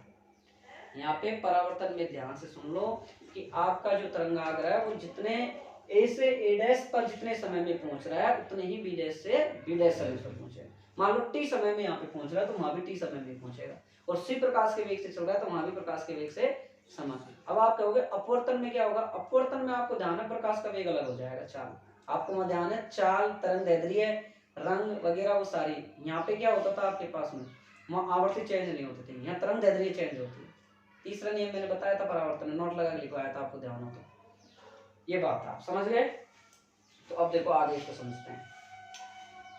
अब त्रिभुज लेते हैं, इसमें हम त्रिभुज कौन कौन सा बन रहा है त्रिभुज, देखो ए डैश और बी डैश, देख लो चेक कर लो, ए डैश बी डैश ही बना है ना, और चेक कर लो, अगर ना समझ मारो तो ए यारो, ए ये रहा और बी डैश ये रहा, ये पूरा ट्रिपल बन रहा है, नहीं बना? त्रिभुज बन गया वह त्रिभुज। दूसरा कौन सा बनेगा? A B B dash, A B B dash, एक तो अंदर वाला और एक इसके ये वाला त्रिभुज ए डैश। अब हम सिद्ध करेंगे कौन आई बराबर कौन आर कैसे होता है। तो देखो आपके पास यहाँ पे देखो आप ए बी डैश और ए बी डैश का है, A B dash, A B dash, और दोनों त्रिभुजों में घनिष्ठ आ रही है कि नहीं आ रही? चेक कर लो आप भाई, दोनों त्रिभुजों में घनिष्ठ आ रही है, तो आप चेक करो तो ए बी डैश बराबर ए बी डैश घनिष्ठ भुजा। क्यों? हम सर्वांशम सिद्ध करेंगे इसको, है सही है भाई? नहीं सही है? अब देखो ए को ए डैश में पहुंचने में लगा समय, ए को ए डैश पर पहुंचने में टी समय लगता है, पहुंचने में लगा समय टी, व चाल कितनी है? सी, चाल बोल दो, वेग बोल दो, तो ए डैश में कितने पहुंचेगा? सी सी डैश। कैसे? अरे सर ये फॉर्मूला जानते हैं, दूरी बराबर चाल गुणा। देखो बी डैश पर पहुंचने में लगा समय टी व चाल सी है, तो डी बी डैश बराबर सी टी। सही है क्या? हाँ भाई चेक कर लो एक बार। तो ये तो अपने पास में क्या आ गई, समीकरण कौन कौन से ले सकते हैं अपन? एक और समीकरण नंबर 2, सही है, एक व 2 से। तो आपको पता है ए डैश और क्या जाएगा बी बी डैश, क्या जाएगा सी टी।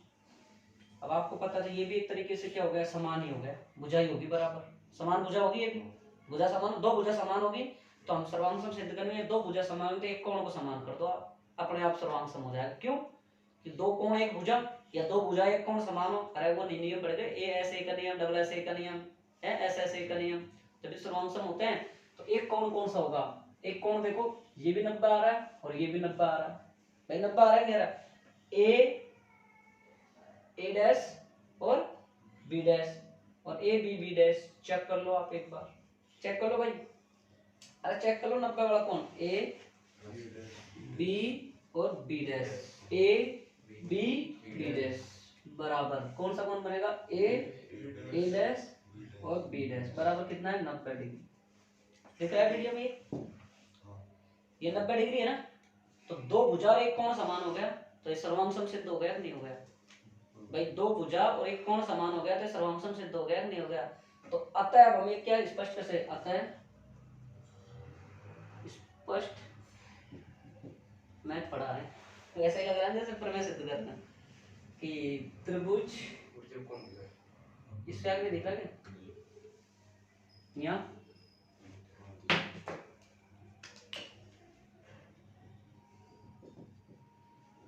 अतः स्पष्ट है कि त्रिभुज ए डैश बी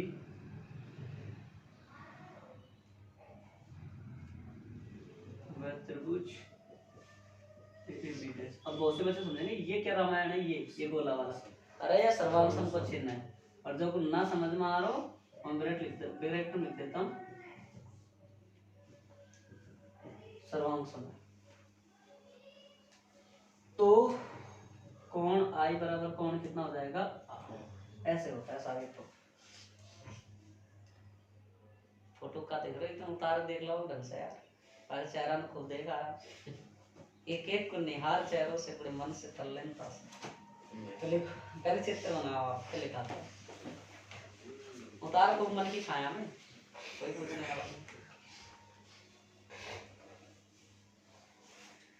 देख तो सही तेरा दीदार करने बैठा है रामकेश, इसका कर ले दीदार, नहीं हो जाएगा तेरा सब दीदार।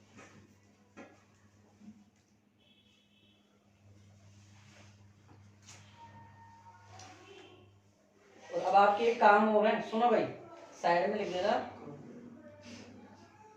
आपका एक काम है, आप इसमें क्या लिखोगे, परावर्तन के नियम और लिख देना नीचे। क्या लिखोगे परावर्तन के नियम में कि परावर्तन कोण अपवर्तन कोण बराबर होता है, आपतित किरण परावर्तित किरण और अवलंब तीनों एक ही तल में स्थित होते हैं। लिख लेना, कॉपी चेक करूंगा कल। पहले चित्र बनाओ फिर समझाऊंगा मैं कुछ।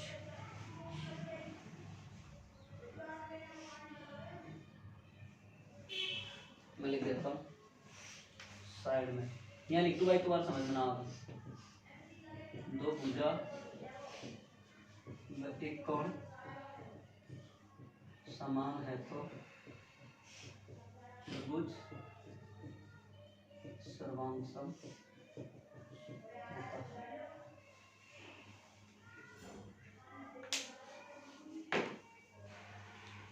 समान सही नहीं रहेगा, बराबर लिख देते हैं। कल इंडिया की रेल बनाते हैं साउथ अफ्रीका, मतलब पूरे मैच देखा था। लास्ट की एक और 5 बॉल देखी। रोहित मैंने बोला था, मैंने किसको को बोलेगा वो इनको मन की 100% मैच देखने वाला। सही है ना श्याम, पकड़ने का तरीका अच्छा है नहीं, बोलेगा जो बोलेगा। मैच को हॉकी कौन करते हैं? मैंने तो वो देखा था उस दिन वाला पाकिस्तान वाला, मैंने मत मैंने नहीं देखा। वो हमारे भाई वो देख रहे थे नीचे बैठे बैठे तो चिल्ला रहे थे पूरी तरीके से। मैंने देखा मैंने कि यार क्या हो रहा है, मैंने ये तो बताओ। मैं पहले देखता था, मैं जब वो सहवाग खेलते थे ना जब तक ही देखा है मैंने, फिर नहीं देखा उनके बाद, कभी नहीं देखता। ये बाकी वर्ल्ड कप होते हैं तो कभी कभार देख लेता हूँ, फाइनल सेमीफाइनल। तो जब मैं नीचे गया मैंने कहा चलो हमको बताओ, नहीं तो 2 ओवर बच रहे थे, मैं देख रहा है मैच खतरनाक फंस गया। कल को होएगा कुछ फाइनल होया गुरजीत 2 बॉल में 2 रन लास्ट में, एक वाइड बॉल। देखो हकीकत बात तो ये थी कि लक कहते हैं उसे, अब इंडिया का लक था उस दिन, लकी मानता मैं जो 9 बॉल लग गई, वाइड बॉल लग गई, और नहीं तो नहीं जीतती। चक्को मार दी। और पाकिस्तान को वो मैच में विराट कोहली को ज्यादा याद करा, कोई अश्विन को पूछोगे वो मैच अश्विन क्या करता, अगर विराट ही नहीं खेलता ढंग से, विराट अगर वो मैच में पाकिस्तान वाले को सबसे बड़ी सिरदर्दी लग रही थी कि हार्दिक आउट हो जाए कैसे। पांड्या से उनको सबको तगड़े को बहुत डर लग रहा था। उनकी सबसे बड़ी उनकी सिट्टे गोल होती, ये अगर रुक गया ना, ये लास्ट के 1 बॉल पे चले जाए भाई। एक वक्त ऐसा था जब विराट को इतनी गालियां पड़ रही थी, मैंने वीडियो बनाया था एक। मैं खुद विराट की बैटिंग देखना पसंद नहीं करता हूँ, अपने अपना रुचि करो। दिखाऊं चित्र सही से बनाना, नहीं पांड्या और सब आ जाएंगे, हार्दिक सब अच्छे से ना हाँ, और तेग दिमाग तो अगर ये पढ़वा में लगा देता मैच देखते हैं ज्यादा। देखो मैच दिखाऊंगा, देख देख सामने रेल वहां करूंगा। हम तो नहीं पास फिर वो जाना ना हार्दिक पांड्या पुणे जे भी जाना। अरे तो तू इंस्टा पर सब बंद कर दे। हाँ सही है। लिखो भाई, लिखो भाई, लिखो लिखो। माना कोई समतल तरंगाग्र AB, माना कोई समतल तरंगाग्र AB, माना कोई समतल तरंगाग्र AB अंतरा पृष्ठ से A dash B dash A dash B dash A dash B dash तरंगाग्र के रूप में परावर्तित होता है।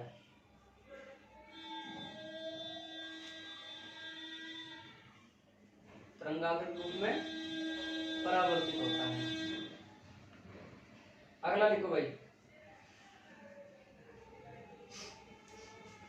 अगला लिखो। जब तरंगाग्र का बिंदु A डैश पर पहुंचता है, श्याम उसको मना कराना कैंप पर वाले को, आज नहीं भरा है। सब दिन पीते नहीं है पानी यार, परसों में चले गए, कल कितना पी। तो उसी समय गया, तो उसी समय में B डैश पर पहुंच जाता है, तो उसी समय में B डैश पर पहुंच जाता है। धीरे माना यह समय स्मॉल t है, माना यह समय स्मॉल t है। उतार लो भाई पूरा, यह समय स्मॉल t है। मजबूर जी एक बार में एक क्वांटम को डेरिवेशन हो रहा है, दो डेरिवेशन। अब सबसे बड़े डेरिवेशन तो बच रहा है, ये का डेरिवेशन है, तो नॉर्मल लैंग्वेज है।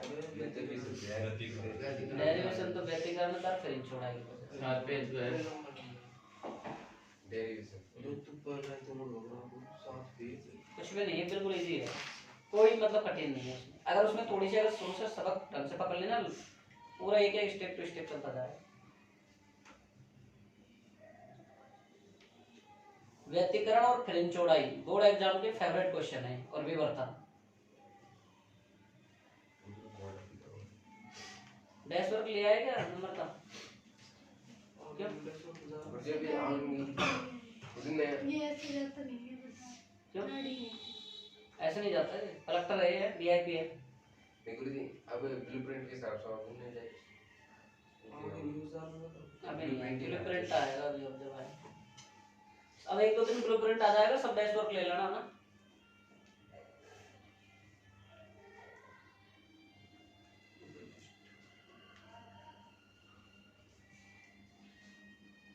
श्याम गानों में ध्यान लगा तेरा।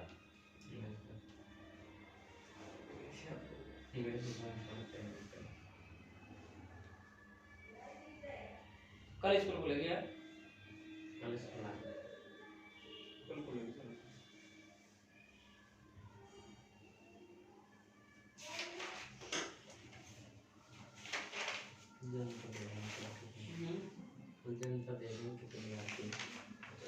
जनता सवाल दुखी हो गई है घर बैठी बैठी।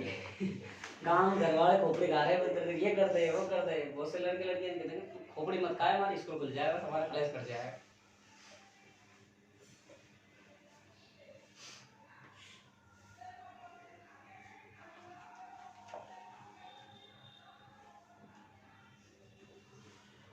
चार दिन में इसका करना कोर्स होगा 28 हो जाती है। केमिस्ट और सर में एक बंगलोर में गया, मैंने पुलिस वाले से बोल दिया तुम्हारा डायरेक्टर ऐसे ही है, हम क्या करें कोर्स किसे है इन कहते नाम भी भरा 2 दिन छुट्टी करने बारी वाला आएंगे मैं रुचि लेंगे, मैं क्यों रुचि, मैं रुचि लेता हूँ तो मैं अपने क्लास लग जाते 28 से 28 से खुली सभी स्कूल सब मैं रुचि नहीं यार, ये बात तो मैं अकेला क्यों रुचि जाएगा।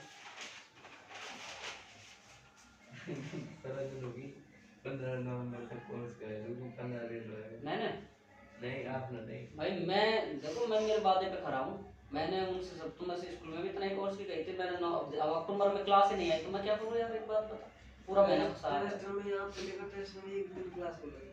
अब टेस्ट में देख ले क्लास खुले 3 दिन हो गए और 4 दिन में 2 दिन 3 दिन मैं कौन आया, 2 दिन वो 4 दिन हो गया, 15 दिन, 15 और 4 19 और 3 21 और 1 2 संडे आ गया। हाँ बची क्लास 10 दिन को गए। फिर लास्ट दिन आता है महीने उस दिन लास्ट छुट्टी जल्दी कर देते हैं ये। आप देखो सर तुम्हारे लो भाई चलो 15 मिनट का है। चलो भाई चलो, अब डालो हेडिंग आइगेन्स के। और एक तो सुन लेना भाई मेरे पास खास तौर पे, कल से कोई लेट नहीं आएगा, जो लेट आएगा बाहर बैठेगा 15 मिनट सर्दी, टाइम से चलो। आइगेन्स के तरंग सिद्धांत से अपवर्तन की व्याख्या समझ में आ गया ना ये? अरे कोई दिक्कत थोड़ी है किसी को? आइगेन्स के तरंग सिद्धांत से अपवर्तन की व्याख्या। हाँ जी साहब देखो इधर देखिए सब, इधर देखिए, इधर इधर इधर इधर आ जाओ सबके सब कंप्लीट रूप से इधर आ जाओ। अरे इधर देख ले वो, ये आपके पास कोई पृष्ठ होता है, जैसे आपके पास प्रकाश की किरण आती है, ये फर्स्ट पृष्ठ है, ये सेकंड माध्यम है, तो ये अपने पथ से क्या हो जाती है, विचलित हो जाती है। यही क्या कहलाता है अपना अपवर्तन कहलाता था, यही कहलाता था ना अपवर्तन। ये अभिलंब होता था, ये कोण आई, ये कोण आर होता था, ये आर हाँ अपवर्तन, ठीक है। रिफ्लेक्शन और रिफ्लेक्शन का अंतर है, परावर्तन और अपवर्तन। तीसरा इसका पहला नियम था इसका कि आपतन आपतित किरण अभिलंब और परावर्तित जो अपवर्तित किरण वो एक बिंदु पर होते हैं, और आपके पास में आपतन कोण की जगह परावर्तन अपवर्तन कोण की जगह क्या होती है, नियत होती है वहाँ। यही तो अपना स्नेल का नियम कहलाता था। और प्रकाश का चाल वेग तरंग दैर्ध्य सब समान होता है, आवर्ती अपरिवर्तित होती है। ये इसके तीनों नियम थे आपके पास। और ये हमारा आपको ध्यान है तरंग दैर्ध्य रंग पे निर्भर करती है, तरंग दैर्ध्य अलग अलग तो रंग अलग अलग होंगे, ध्यान रखना है। आवर्ती अलग है। तो देखो आप एडिंग दे दी आपने, डायग्राम समझेंगे अच्छे से आप। डायग्राम का ही खेल है इसमें भाई, समझ सही कह रहा हूँ। 2 नंबर में बहुत आता है, ये ज्यादा आता है अपवर्तन वाला, इंपॉर्टेंट लगा लेना इसको।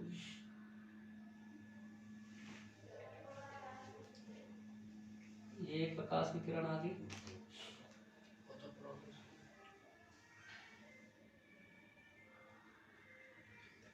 ये प्रकाश की किरण आपके पास अब ये आपके पास जानी तो किधर चाहिए थी साहब, इधर जानी चाहिए थी, लेकिन ये किधर जाती है, इधर झुकती है, ठीक है। और ये भी किधर जानी चाहिए थी, इधर जानी चाहिए, लेकिन ये किधर आ गई, इधर आ गई। तो आपके पास ये कितना हो जाएगा, ये हो गया क्या अभिलंब, ये क्या हो गया आपके पास अभिलंब, एन डैश, ये क्या है आपके पास अभिलंब। ये कौन सा है माध्यम फर्स्ट, ये कौन सा है माध्यम सेकंड, ये क्या आ गया एम और ये क्या आ गया एम। और प्रकाश का वेग c1। अब दोनों अलग अलग माध्यम है तो प्रकाश का वेग भी क्या हो जाएगा, अलग अलग हो जाएगा, ठीक है। और इसके बाद यहां से तरंगाग्र कैसा चलेगा अपना, यूं चलेगा, चलेगा नहीं चलेगा। ये क्या आ गया आपका आपतित तरंगाग्र, तो यहाँ से यूं चलेगा नहीं चलेगा भाई बताओ। यूं चलता हुआ कैसे जाएगा, थोड़ा सा ये यहाँ यूं चलता हुआ कैसे जाएगा, यूं चले जाएगा, चला जाएगा नहीं चले जाएगा, चेक कर लो आप, जाएगा नहीं जाएगा भाई, यूं ही तो आ रहा है, यूं ही तो तरंगाग्र जाएगा। ये कौन सा तरंगाग्र हो गया आपके पास, ए और बी, बात समझ में आ गई। और यहाँ कौन सी हो जाएगी अपवर्तित,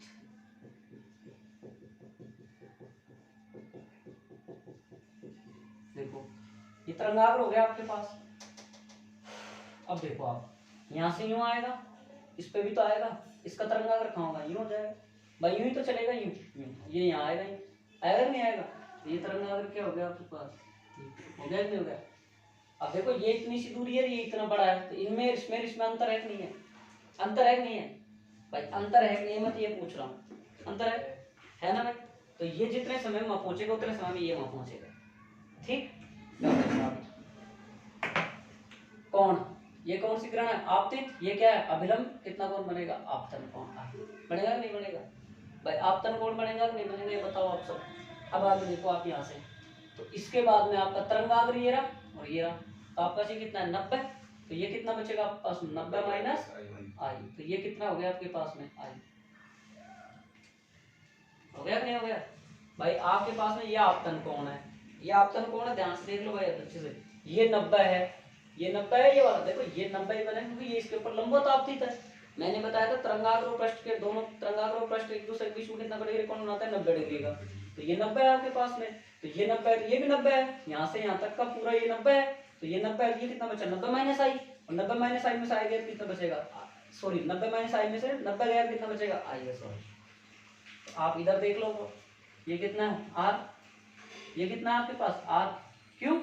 अरे आर क्यों है भाई, ये कौन सी किरण है अपवर्तित किरण।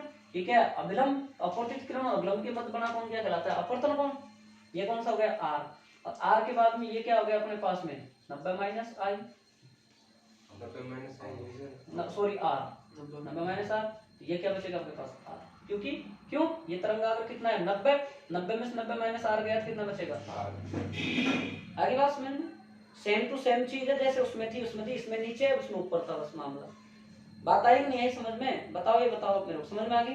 ये तो वापस देख लो ये अपने पास में कितना बन रहा है भाई आर। आर बन रहा है तो यहाँ से लेके ये आर बन रहा है यहाँ तक का। तो यहाँ से लेके यहाँ तक का कितना बन रहा है 90 माइनस आर क्यों।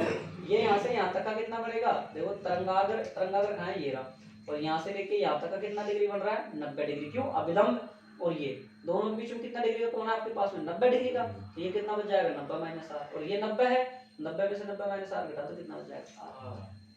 यही। और आपको याद भी नहीं रहे ना तो आप तो क्या एक ट्रिक अपनाओ I 90 minus I I R 90 minus R R, बस that's all. I 90 minus I I R 90 minus R R, ये मामला याद रख लो बस, डायरेक्ट याद रखो ठीक है। अब देखो ए को ए डैश तक पहुंचने में लगा समय, ए को ए डैश तक पहुंचने में लगा समय टी है तो दूरी ए ए डैश पर, ए नाम लिखा गया अपन ने, ये हो गया बी डैश और ये हो गया ए डैश। ए डैश मतलब ये क्या है दूरी, दूरी बराबर कितना आ जाएगी चाल कितनी है c1 और समय कितना है ठीक है। तो बी को पहुंचने में लगा समय टी है। आप लाइन मत खींचना पूरा लिखना बी से बी डैश कितना हो जाएगा c2 समीकरण नंबर 1 और समीकरण नंबर 2। अब आप त्रिभुज ले लो दो, कौन कौन से त्रिभुज बन रहे हैं बता दो आप यहाँ पे एक बार चित्र से। त्रिभुज B A B B dash ये बन रहा ना ए बी बी डैश। इसमें लगाओ साहब आप साइन आई कितना होता है लंब बटा करण। लंब इसके सामने वाली भुजा ये रही लंब बी बी डैश। ये कितने डिग्री का कोण है 90, 90 के सामने वाली भुजा करण होती है। तो कितना आएगा A B dash, A B dash का है ये रहा ए 90 के सामने वाली भुजा ये रहा। चित्रभुज दूसरा लो आप कौन सा बनेगा ए ए डैश बी डैश, ए ए डैश बी डैश। ये ऊपर वाला या फिर नीचे वाला साइन आर लंब बटा करण। तो लंब के सामने वाली भुजा ए बी डैश ये तो कितने आ जाएगा भाई देख लो आप चेक। ये रहा कौन ये रहा इसके सामने वाली भुजा ये रही। अरे थीटा के सामने वाली भुजा लंब ए ए डैश। अब 90 का बन रहा है देखो देखे तो क्या आएगा ये रहा 90, इसके सामने वाली भुजा ये रही कितना आ जाएगा ए बी डैश। सही है क्या। अरे भाई लंब बटा आधा, इसमें इसके सामने वाला भुजा आपके पास में लंब ये रहा आपके पास बी बी डैश और इस 90 के सामने वाली भुजा ये रही तो ए बी डैश ये रही। इसके सामने वाली भुजा ये रहा लंब और इसके 90 के सामने वाली भुजा ये रही, दोनों सेम आ गई। अब आपके पास कौन सा नियम लगाओगे स्नेल नियम से। साइन आई बटा साइन आर और बराबर क्या लिख सकते हो बताओ भाई, दोनों का लिख दे। अरे लिख दे क्या लिख सकते हो एन लिख दो म्यू लिख दो और मतलब क्या आ जाएगा नियत होता है नहीं होता है। साइन आई का मान कितना है आपके पास में बी बी बहु नहीं है ए बी डैश और ये कौन सा है ए डैश, तो ये कौन सा आएगा ए बी डैश बराबर एन, या एन नहीं लिखते हो एन अपूर्णांक, तो प्रकाश का वेग कितना माध्यम है, पहले में C1 दूसरे में कितना है C2, ये लिख दो आप। पहले माध्यम प्रकाश का वेग बटा दूसरे माध्यम प्रकाश का वेग लिख सकते हैं sin i बटा sin n1 बटा n2, वही बात है। और अब आप इसको दिख रहा है ना वीडियो में, ये बी बी डैश और ये ए बी डैश, गुणा इसको ऊपर ले जाओ ए बी डैश और ये क्या जाएगा ए ए डैश, इससे तो ये कट गया, कट गया नहीं कट गया, अरे कट गया नहीं कट गया, चेक करो आप। कट गया सर। साइन आई बराबर साइन आर, तो क्या क्या बचा अपने पास। चलो एक बार आप यहाँ दिख रहा है वीडियो में, एक बार देखना, यहाँ तक दिख जाएगा। ठीक है, मैं इधर लिखता हूँ, यहाँ से लिखता हूँ मैं स्नेल के नियम से। क्या आ रहा है साइन आई और बटा क्या आएगा साइन आर, तो साइन आई बटा साइन आर, आई का मान कितना है भाई बी बी डैश और ए बी डैश, मैं वहां से डायरेक्ट लिख देता हूँ ए बी डैश और ये क्या आएगा ए ए डैश, समझ में आ गया कैसे लिखा मैंने, वहां दिख रखा है। और ये क्या हो जाएगा कट जाएगा, तो अब देखो साइन आई बटा sine R, B B dash का मान है ये रहा C2T, मैंने इसलिए मान डायरेक्ट लिख दिया था, अब इसको वापस से कर रहा हूं इसलिए किया है। और ये क्या आ गया C1T, C से T दिख रहा है ना वीडियो में, हैं यहीं तक दिख रहा है ना, तो अब इसके आगे यहाँ लिख देते हैं, यहाँ बस एक लाइन का ही तो बचा है। तो ये क्या आ गया साइन आई बटा कितना आ गया साइन आर, और कितना आ गया C1 बटा नहीं C2 बटा C1, एक मिनट चेक करो यार, C2 बटे C1, एक मिनट, कुछ गलत तो नहीं क्या करना है, बी बी डैश बटा ए ए डैश, बी बी डैश बराबर ए डैश में C2 आएगा, एक मिनट, प्रकाश का ए ए डैश में तो C2 आना चाहिए यहाँ ना, ये गलत हो गई ना, और ये कितना आना चाहिए, एक बार चेक कर लेना बी बी डैश का है, बी बी डैश सही है, C1 ये ना, अब सही है, ये ध्यान रखा करो भाई, ये ध्यान रखना है बात। यहाँ कितना आएगा C1 और यहाँ कितना आएगा अब कितना आ जाएगा C1 बटा C2, और ये किसके बराबर होता है एक नियतांक के बराबर। बात आगे समझ में नहीं आई।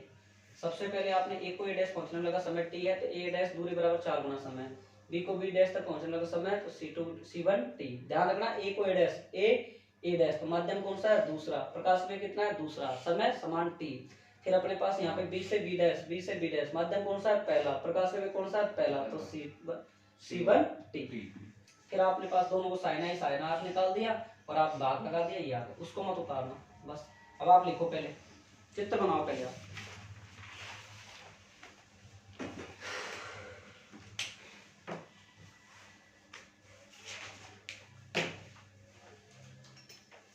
और इसमें भी तीनों नियम लिख देना लास्ट में ना अपवर्तन के, ठीक है ना भाई, अपवर्तन के नियम जरूर लिख देना, मैं पहले कह रहा हूँ कल कॉपी चेक करूंगा सबकी, ऑनलाइन वाले की भी चेक करूंगा, स्कूल में कॉपी लेके आएंगे सब, और जो बच्चे नोट्स नहीं बना रहे हैं जो क्लास में ले रहे हैं उनको टेस्ट देने का कोई हक नहीं रहेगा, न क्लास से उसको कॉपरेट किया जाएगा।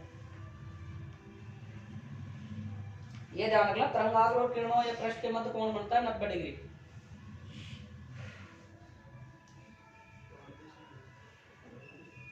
हो गया क्या, जल्दी जल्दी कीजिए साहब आप।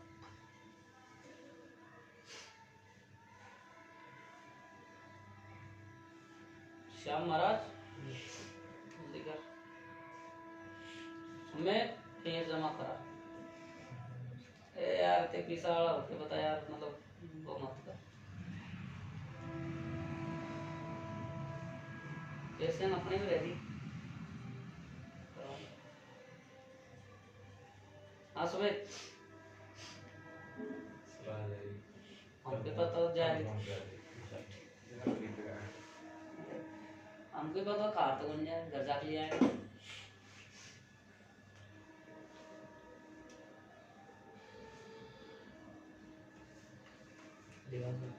लिख लिए, बना लिया, लिखो, माना कोई तरंगाग्र ए बी अंतरा पृष्ठ mm डैश पर आपतित होता है, अंतरा पृष्ठ mm डैश पर आपतित होता है, तो ये तरंगाग्र, माना कोई तरंगाग्र ए बी अंतरपृष्ठ mm डैश पर आपतित होता है, mm डैश पर आपतित होता है। ये तरंगाग्र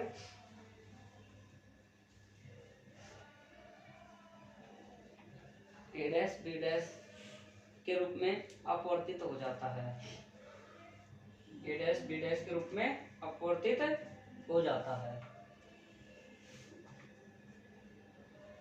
थोड़ा क्या इसको ऐसा बनाना, देखो ध्यान रखना है, थोड़ी सी दूरी क्या है ज्यादा होनी चाहिए। चलो ठीक है, कोई बात नहीं, ये ज्यादा ही लग रही है ना, ये तो कम लग रही है ना, और ये ज्यादा लग रही है। गाना याद आ रहा तो असल में ये क्या घास काट रही थी एक सामने। अभी चेक कर लूँ। तरंगाग्र ए डैश बी डैश के रूप में अपवर्तित हो जाता है। अभी रुक, अभी घरे बनाऊंगा तो मैं लिख लिया। लिखाऊं आगे, देखो तरंगाग्र का बिंदु ए, तरंगाग्र का बिंदु ए टी समय में ए डैश पर पहुंच जाता है। तरंगाग्र का बिंदु ए टी समय में ए डैश पर पहुंच जाता है। उतने ही समय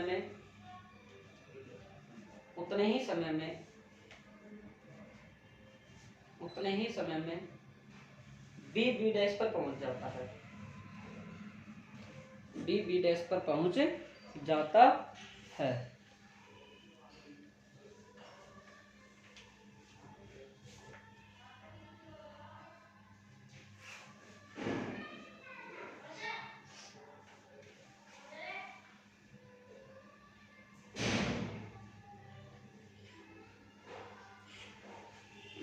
ठीक है, इसको उतार लो और देखो भाई डेरिवेशन कोई ज्यादा बड़ा नहीं है, छोटा सा डेरिवेशन है, कोई ज्यादा बड़ा नहीं है, कोई ज्यादा चार शब्द उतार लो डेरिवेशन को, डेरिवेशन उतार लो।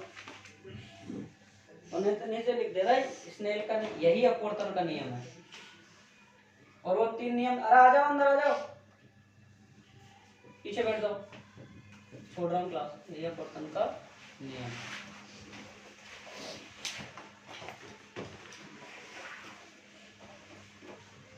उतारो जल्दी, उतारो फटाफट।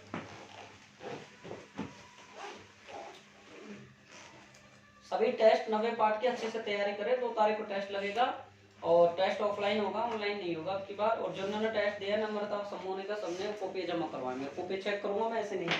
और ऑनलाइन वाले बच्चे ध्यान से सुने भाई, कल कॉपी स्कूल में लेके आया, मैं कॉपी लूंगा कल।